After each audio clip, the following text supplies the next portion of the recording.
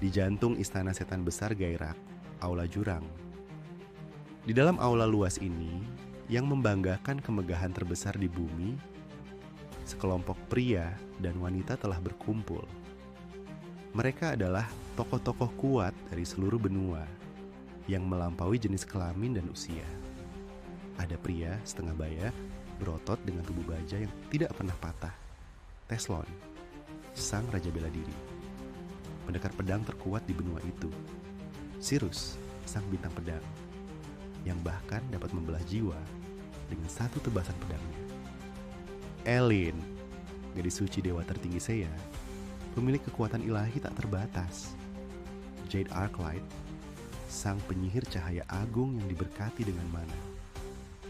Dan berdiri di hadapan mereka, pemuda berambut pirang dan bermata pucat, Pangeran Alex von Halen dari kerajaan Halen, yang dikenal sebagai pahlawan dunia karena penguasaannya terhadap pedang, sihir, dan kekuatan ilahi. Tatapan mereka tertuju pada tangga di seberang. Mengenakan jubah merah darah, seorang pria parubaya dengan sikap sombong memandang mereka dengan acuh tak acuh. Alex berteriak padanya, "Perbuatan jahatmu berakhir sekarang. Raja Iblis, Ravenheart." Raja Iblis, Ravenheart, Kaisar Kekaisaran, Kegelapan Antares, dan penyihir paling kuat dan jahat dalam sejarah manusia. Dewa Iblis, sejati yang berinkarnasi, yang memimpin 1 juta tentara kegelapan, menggunakan sihir hitam yang kuat untuk membakar separuh benua dan membantai jutaan orang. Demi mengalahkan Raja Iblis yang jahat ini, puluhan ribu prajurit mengorbankan nyawa mereka, menghancurkan kekuatan gelap. Mereka menguras darah dan mengorbankan nyawa mereka seperti anjing, tidak pernah memikirkan keselamatan diri mereka sendiri. Atas dasar pengorbanan heroik ini, para juara umat manusia terpilih berhasil menyusup ke istana Iblis Agung Gairak dan setelah pertempuran sengit, akhirnya berdiri di hadapan Raja Iblis. Pahlawan yang dipilih, Alex von Halen, mencoba menenangkan hatinya yang meluap saat dia melanjutkan. "Sudah waktunya bagimu untuk kembali ke kegelapan, Raja Iblis jahat." Sebenarnya, Raja Iblis Ravenheart tidak terlihat acuh tak acuh. Hanya saja sikapnya yang dingin membuatnya sulit untuk dikenali. Tapi dia sebenarnya menatap Alex dan kelompoknya dengan perasaan hampa. Pedang bintang Cyrus mengayunkan pedang panjangnya Illuminator yang berkilauan dengan cahaya biru, berteriak, "Raja Iblis Ravenheart, kami akan menghancurkanmu dan mengakhiri sejarah kekaisaran kegelapan ini. Itu tidak adil. Dia telah bekerja keras untuk membangun kekaisarannya. Setelah 3 hari merenung, dia bahkan memberinya nama Antares yang megah, seperti gelar takhta. Jadi mengapa mengabaikan nama yang sangat bagus dan hanya menyebutnya Kekaisaran Kegelapan? Itu adalah tempat biasa di mana matahari terbit di pagi hari dan bulan di malam hari." Pria setengah baya yang berotot itu memuji saat Raja Bela Diri melanjutkan pidato rekannya. "Jika kamu menghilang, sifat jahat monster-monster korup itu juga akan hilang. Hilangkan kakiku, mereka memang selalu seperti itu. Apa para ogre, gnoll, dan goblin hidup dengan damai, lalu menjadi rusak karena Ravenheart? Mereka hanya tidak berkumpul dalam jumlah banyak sebelumnya untuk berani menyerang manusia. Yang dilakukannya hanyalah menampung mereka dan mengajari mereka taktik yang digunakan manusia. Mereka yang biasanya akan lari saat melihat manusia atau jika mereka menyerang, dapat dengan mudah dibunuh, tiba-tiba mulai menggunakan taktik kelompok seperti pasukan. Dan sekarang semua orang membuat keributan, mengklaim bahwa mereka telah dirusak atau direndam dalam energi iblis. Tapi sebenarnya itu semua hanyalah perilaku manusia yang dicerminkan. Ravenheart membuka mulutnya dengan suara lelah. Tentu saja Alex dan teman-temannya menganggapnya sebagai nada gelap dan jahat yang cocok untuk seorang raja iblis. Apakah semua 4 raja surgawiku telah tumbang? Para individu kuat dari 4 ras yang mengikuti Ravenheart.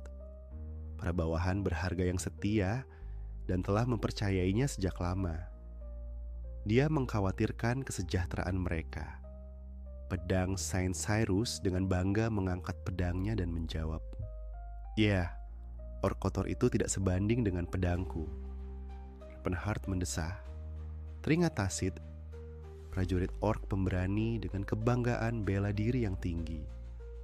Para orc yang hidup dalam suku-suku, berburu dan meramu, mungkin tampak biadab dan sederhana, tapi mereka adalah makhluk murni yang tidak mengenal pengkhianatan. Mereka bangga dalam melawan kerasnya alam dunia, melindungi yang lemah, dan melawan yang kuat. Mengapa ras prajurit ini harus diperlakukan sebagai monster? Ya, mereka hampir tidak pernah mandi, jadi disebut kotor bukanlah hal yang salah. Raja Beladiri Teslon mengepalkan tinjunya dan bergabung. Monster troll yang menjijikan itu membayar harga atas dosa-dosanya. Tampaknya sang penyihir agung yang bijaksana dan berpengetahuan luas, Guru Attila, juga telah kembali ke pelukan bumi. Sejujurnya, troll memang terlihat sedikit menakutkan.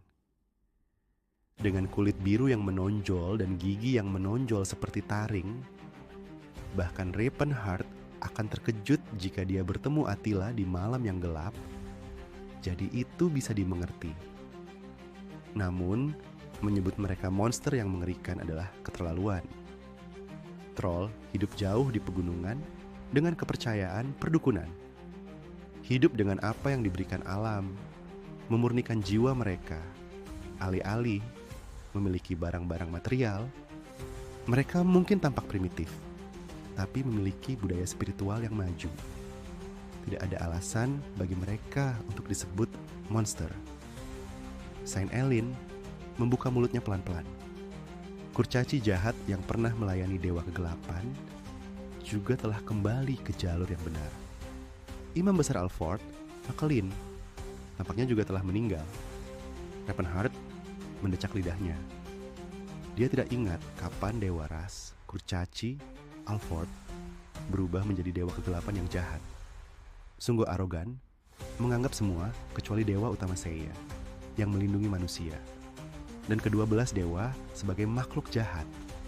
Sang penyihir cahaya, Jade, tersenyum tipis dan berkata, "Pri gelap yang korup itu bertarung denganku." Seorang dark elf yang korup. Ya, kulitnya memang agak gelap. Diusir dan diburu karena manusia menjarah dan menebang hutan tempat tinggal kaumnya, dia akhirnya hidup di tanah tandus, dan kulitnya menjadi kecoklatan karena terik matahari di alam liar. Apakah High Elf berdarah murni dianggap Dark Elf hanya karena kulitnya agak kecoklatan dan dia tidak bisa menandingi sihirku? Setelah mendengar suara Jade selanjutnya, Ravenheart akhirnya menutup matanya. "Ah, Siris. Bahkan kamu pada akhirnya, awalnya Ravenheart adalah seorang archmage biasa. Ya, seseorang tidak bisa benar-benar menyebut seseorang sebagai archmage dan orang biasa pada saat yang sama, tetapi tetap saja dia bukanlah tipe makhluk yang memiliki sihir luar biasa yang tidak masuk akal seperti sekarang. Dia berubah saat dia mencari dunia sihir baru, mengalihkan pandangannya ke budaya ras non-manusia. Sudah berapa lama sejak dewa tertinggi, Seiya, menciptakan manusia? Dunia sudah didominasi oleh manusia. Berbagai ras yang pernah bersaing untuk menguasai benua, seperti elf, troll, kurcaci, dan orc, semuanya telah kehilangan kekuatan dan mengalami kemunduran yang signifikan. Umat manusia telah menguasai semua ras ini di bawah sistem mereka, dan hasilnya sangat buruk. Manusia tidak menganggap ras-ras ini sebagai makhluk yang memiliki kecerdasan yang sama. Peri, yang dikenal sebagai peri hutan, populer sebagai pelayan yang cantik dan berumur panjang. Para kurcaci, putra-putra bumi yang kuat, berharga sebagai budak karena keterampilan mereka dalam menggali dan membuat kerajinan. Para orc, ras prajurit yang sombong, ideal sebagai pekerja yang kuat dan berpikiran sederhana. Troll, dengan kemampuan regenerasi mereka yang mengagumkan, bahkan tidak dianggap sebagai budak. Mereka ditangkap dan dipotong-potong untuk dijadikan bahan ramuan penyembuh.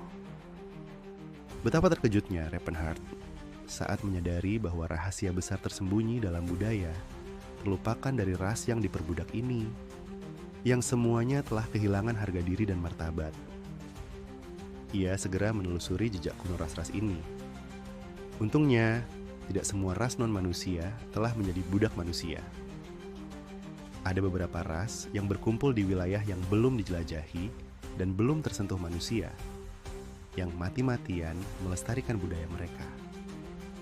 Bertemu dengan mereka, mempelajari budaya mereka, dan menggabungkan sihir roh peri dan perdukunan troll dengan sihirnya sendiri, Ravenheart mampu menciptakan dunia sihir baru.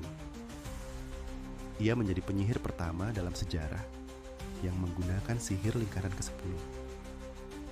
Saat ia terus berinteraksi dengan ras-ras ini, nilai-nilai Ravenheart secara alami berubah.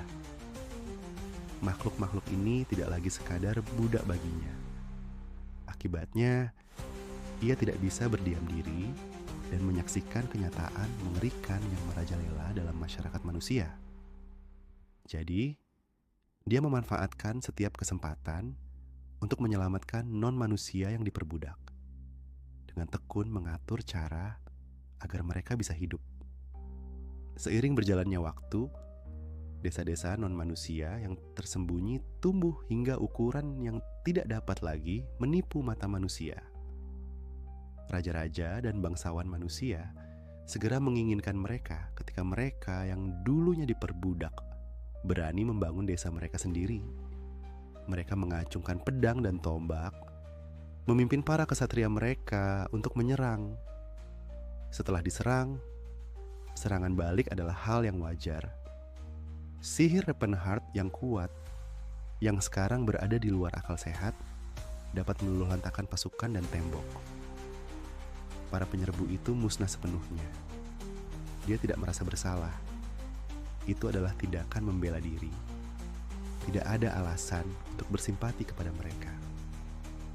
Setelah menyingkirkan musuh-musuh, tanah yang mereka miliki setelah mati menjadi kosong. Jadi saya memperluas desa dan memindahkan berbagai ras lain untuk tinggal di sana juga. Mereka terus-menerus menyerbu, kita terus-menerus menghancurkan mereka, tanah-tanah terus dikosongkan, dan kita terus-menerus pindah. Seiring berjalannya waktu, apa yang dulunya sebuah desa mulai menyerupai sebuah negara. Seiring ketenaran Ravenheart menyebar ke seluruh benua. Bahkan suku orc, troll, elf, dan kurcaci lain yang bersembunyi di pelosok meminta untuk tinggal di bawah perlindungannya. Ravenheart tentu saja tidak menolak. Ia menyambut semua yang datang. Dengan demikian, 4 tahun berlalu. Kerajaan Vasili, Kerajaan Teikan, Kadipaten Lastil. Ketiga negara ini tumbang dan sebagai gantinya, Kekaisaran Antares lahir. Meskipun Ravenheart menemukan dirinya mendirikan sebuah negara dengan berbagai ras, hal itu bukan karena kebencian terhadap manusia. Ia hanya percaya pada kesetaraan bagi semua makhluk hidup. Oleh karena itu, ia tidak menerapkan kebijakan pembalasan, seperti memperbudak manusia. Sebaliknya, ia memperlakukan mereka sebagai makhluk yang setara di antara ras-ras lainnya. Namun, orang-orang tidak melihatnya seperti itu. Mereka percaya Ravenheart memendam kebencian terhadap manusia, mengumpulkan kekuatan gelap untuk memusnahkan umat manusia dan menguasai dunia. Kenyataannya, warga Kekaisaran Antares merasa kehidupan mereka telah membaik. Namun, ada klaim bahwa Ravenheart telah menipu penduduk dengan sihir jahat. Dengan berdirinya kekaisaran, invasi besar-besaran oleh negara lain pun terjadi.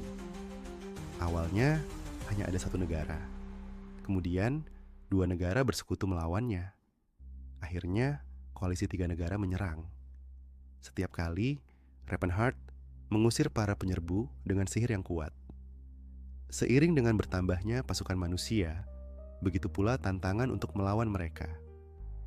Karena itu, ia menjangkau ras-ras yang secara intelektual lebih rendah seperti ogre, gnoll, dan goblin yang dianggap monster oleh manusia dan memasukkan mereka ke dalam pasukannya. Meskipun sifat mereka brutal dan tak terkendali, Ravenheart berhasil menjadikan mereka bagian dari pasukannya melalui sihir pengendalian pikiran yang ekstensif dan makanan yang berlimpah. Kekuatan militer berbagai ras tumbuh dari hari ke hari. Skala perang meningkat. Dan sebelum ia menyadarinya, ia dijuluki Raja Iblis, menjadi subjek ketakutan dan kebencian di antara semua manusia di benua itu.